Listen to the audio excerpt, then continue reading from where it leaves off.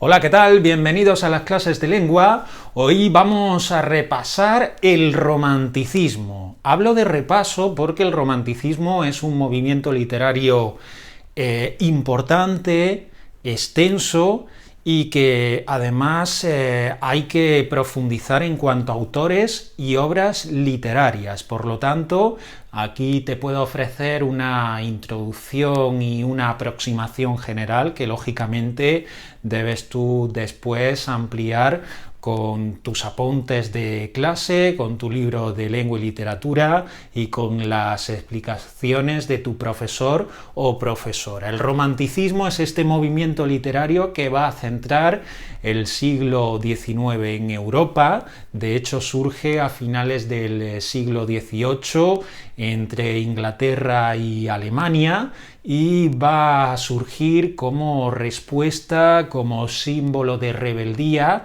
frente al orden y al recato que marca la sociedad y la literatura del siglo XVIII, es decir, la marcada por la Ilustración. Por lo tanto, las ganas de libertad, la libertad en la creación artística e incluso la libertad de los pueblos, es la época en la que sobre todo van a forjarse los nacionalismos, pero la libertad va a marcar esta etapa. También la literatura y las diferentes artes pues van a abordar la fantasía, alejándose de las tramas más realistas, y sobre todo vamos a tener un reflejo del sentimiento extremo, ese sentimiento que todo lo puede, ese sentimiento por el que soy capaz de perder la vida. Pues son algunos de los rasgos del romanticismo que además pues tiene su definición en los términos Sturm und Drang, que significa tormenta y empuje, y es lo que pasa por la mente del creador, del artista romántico. Es una expresión que surge en Alemania, también en Inglaterra, y desde ahí pues se va difundiendo por los diferentes países europeos, llegando a España pues un poquito más tarde, ¿no? Ya bien entrado el siglo XIX. Entre otras características de la literatura romántica, pues encontramos ese deseo de rebeldía, de sobre todo pues rebelarse contra la sociedad establecida, sobre el dominio de la burguesía, también los deseos de evasión, de alejarse de la sociedad urbana, de huir de todo, el individualismo. El escritor romántico va a ser un ser errático, un ser incluso marginal. También el reflejo de esos sentimientos y esas emociones relacionadas con la naturaleza, es decir, pues la furia relacionada con la tormenta, o por ejemplo la calma la voy a encontrar también en ese paisaje idílico natural.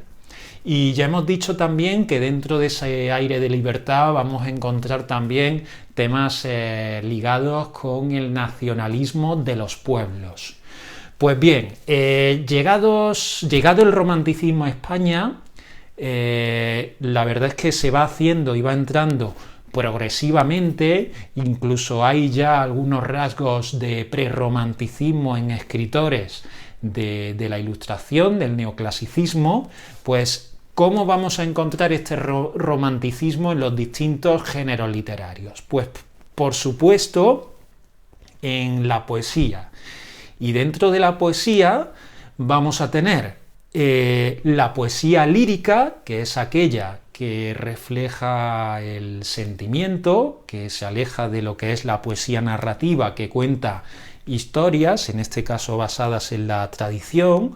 Va a generar una poesía que va a recurrir a imágenes que se van repitiendo, que además va a hacer innovación en cuanto a la métrica, incluso con alguna experimentación ya de verso libre, pero sobre todo va a introducir nuevas formas poéticas en el español y sobre todo con mucha expresividad y mucha transmisión, sobre todo de ese sentimiento extremo.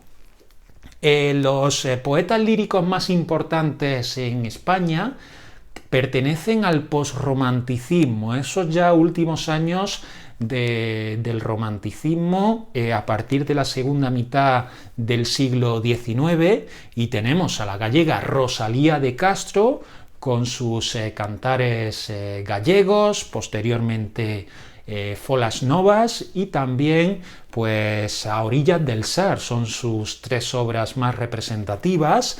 Y también tenemos al escritor sevillano Gustavo Adolfo Bécquer, conocido en poesía sobre todo por las rimas, así que es un autor que supuso una gran revolución en cuanto a la poesía que se venía haciendo, con esa división de la rima, donde habla lógicamente del amor, del desamor, incluso canta a la poesía en general, y precisamente lo encontramos en parte de estos temas que aborda esta poesía lírica: amor, creación poética, naturaleza, rebeldía. Formarán parte de esos poemas que practican estos creadores. De hecho, Gustavo Adolfo Bécquer va a ser una gran influencia para la poesía que se haga en España a posteriori. Y también vamos a tener parte de poesía narrativa, versos más extensos que cuentan historias fundamentalmente sacados de la tradición, y aquí destacarán José Zorrilla, que veremos también en teatro, y José de Espronceda, con una obra que es de las más conocidas de esta poesía narrativa, como es El estudiante de Salamanca. Si nos centramos en la prosa, vamos a tener por un lado prosa de ficción y prosa de no ficción por otro lado. En la prosa de creación de ficción se va a cultivar novela histórica. Una de las que más triunfan en la época es El señor de Bembibre, y también vamos a encontrar narrativa breve. La obra de narrativa breve que podemos destacar son las leyendas de Gustavo Adolfo Bécquer, como Bécquer va escarbando en esas leyendas, en esas historias de pueblos y ciudades de España, y además les va dando ese formato literario, las va publicando en diferentes periódicos y revistas, y bueno, hasta que posteriormente se llevan a un volumen de leyendas, y seguramente encontrarás que en casa puedas tener un ejemplar de Rimas y leyendas de Bécquer, que agrupa esos poemas y también parte de esas leyendas. Y también vamos a encontrar obras de no ficción. Por un lado, Cuadros de costumbres, que son narraciones sobre cómo se vivía en la sociedad de la época. Tenemos por aquí, por ejemplo, las obras de mesoneros romanos, y también el artículo periodístico. Aunque ya hay periodismo y algunas publicaciones previamente en España, pero es en el romanticismo, en el siglo XIX, cuando el periodismo llega a mucha más gente, porque ya se perfecciona la forma de difundir las publicaciones, son mucho más multitudinarias, y sobre todo hay una figura que destacará en el artículo periodístico, como es Mariano José de Larra. Mariano José de Larra, que además publicará con diferentes seudónimos, el más conocido como Fígaro. Son artículos que parten de una situación, de una experiencia real, y a partir de ahí lanza una opinión de una forma muy mordaz que le hace triunfar y ser uno de los periodistas de las plumas más reconocidas de esta época romántica, aunque murió muy joven. Bueno, y la otra gran parte de la literatura romántica es el género dramático, el teatro. Un teatro que tendrá comedia, pero que fundamentalmente el teatro romántico más conocido es el drama. Los grandes dramas románticos triunfarán, sobre todo marcados por sus efectos grandilocuentes en cuanto a la puesta en escena, rompiendo además las unidades de tiempo, de acción, de lugar, que se habían restaurado en el teatro neoclásico, pues vuelven a romperse en el romanticismo. Vamos a ver diferencias en cuanto a lugares donde se desarrolla la acción, van a pasar pues más de un día, como decía, esa unidad de tiempo, y además vamos a ver combinación en cuanto a las formas métricas del verso que se dan en esas obras teatrales tradicionales del romanticismo. Hay autores que destacan y grandes obras, como será José Zorrilla, con su drama más conocido, que es Don Juan Tenorio. En cuanto al Duque de Rivas, pues su obra más popular y probablemente uno de los grandes dramas románticos es Don Álvaro, la fuerza del Sino. También tenemos algunas obras de una autora, Gertrudis Gómez de Avellaneda, por ejemplo, Alfonso Munio. Gertrudis también escribió novela, también escribió poesía. Y también encontramos a un autor como es Eugenio Hartzenbusch, que se hace popular por su obra Los amantes de Teruel.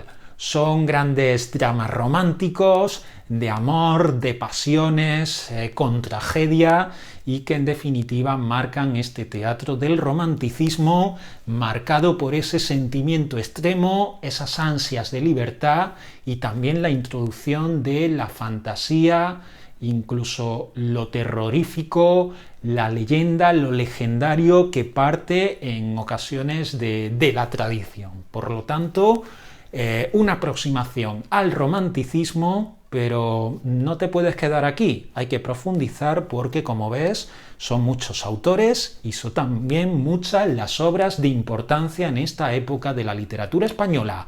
Pues nada más, hasta aquí este vídeo, espero que estés suscrito porque van a venir muchos más.